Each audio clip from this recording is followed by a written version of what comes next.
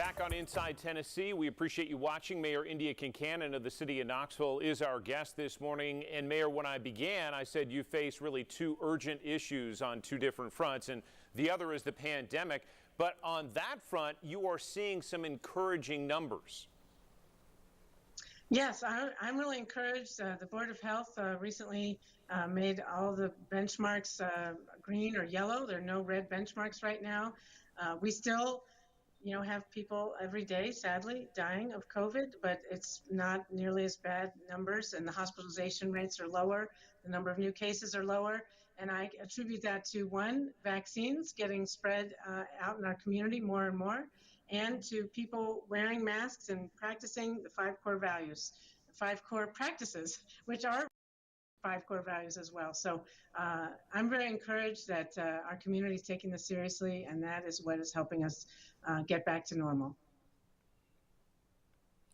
Mayor, I want to ask you, Councilwoman Amelia Parker this past week asked the Planning Commission to create a zone for tent encampments for the homeless.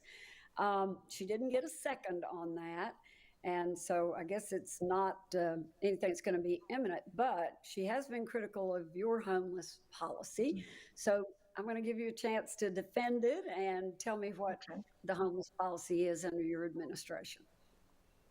Well, I think tent encampments are not a humane way to house people. And so we did allow tent encampments for several months when the pandemic first hit, because we needed to give our shelters time to adjust to the pandemic and make sure that they had the separation and cleaning supplies and practices and protocols in place so people could be in our emergency shelters and still be safe from COVID.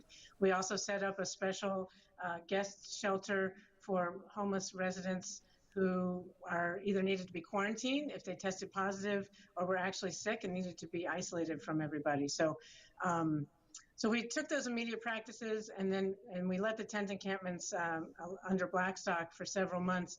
It did not go well. We provided bathrooms, we provided trash receptacles, and it became quite a magnet for unsafe practices, open air drug market, crime.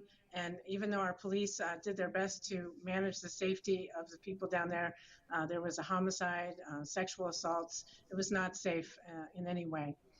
Despite our efforts to try to manage it. So my policy is that tent encampments are not humane for the people who live in them. We need to find all of the resources towards rapid rehousing and towards permanent supportive housing. And in the meantime, there is room at our shelters. And every night that gets extremely cold, or in the summer when it gets extremely hot, they put out the white flag and everyone is welcome.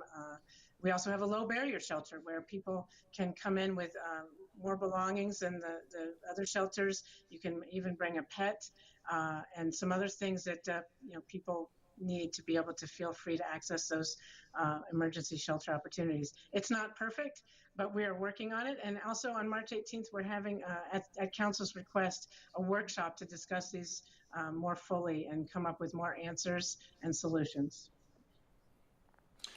Mayor, a couple of weeks ago, we had your counterpart, Glenn Jacobs, on the show, the Knox County mayor. I asked him the question on a scale of 1 to 10, with 1 being awful and 10 just being utopia, where he rated his relationship with you and city government. So I'll ask you the same.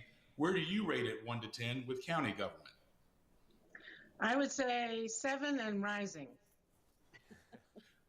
Good. Well, he gave you an 8 or 9, so he was more optimistic than you. Well, so there you go. Okay. Well, I think it's going well. We've had some moments during the pandemic where it was very tense, and we're both facing a lot of pressures to do more or do less. And so, but we've worked together on economic development issues and transportation issues, and he's been a great support as KPD, and we try to address the violent crime in our neighborhood. So, I mean, in our city, which every single person in the city of Knoxville is also a Knox County resident, and we pay our Knox County tax dollars. So I am one of his constituents. And so I appreciate our partnership and look forward to, continuing to collaborate on behalf of the people of this community. You mentioned that partnership in economic development. Before we leave, Mayor, one of the things we saw was a recent report. Mike Odom, the chamber president, talked about it, and that is a decade of time where we have seen people 25 to 54 not come to Knoxville, but leave Knoxville. What kinds of jobs will not only keep people here in that age group, which is super valuable to growing a community, but attract people? Right. I think jobs in technology, jobs in arts and culture, and also amenities. I feel a big part of my job as city mayor is to attract and retain good jobs and accelerate the production of new jobs of businesses that are already here. And one way to do that is to make sure that we have the infrastructure in place, that we have affordability in place, and that we have amenities like the urban wilderness, sidewalks, greenways, a cultural life that's vibrant where people of all ages feel like they have something to do when they're not working.